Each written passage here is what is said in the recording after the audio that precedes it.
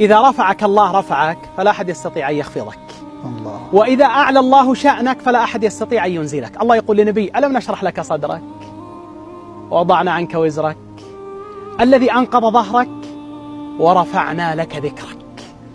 سبحان الله العظيم. وأنا أتأمل بهذا كثيرا والله يا أخوان، كلما تأمل العبد في عطاء الله جل وعلا لخلقه ورحمات الله التي تصل إلى عباده، كلما ازداد يقينه بالله جل وعلا، وأصبح في فأل عظيم جدا في أن يطلب كل شيء من الله. ولذلك يقول الإمام أحمد كلمة بديعة جدا، كما يقال: تكاد أن تضيء من غير زيت.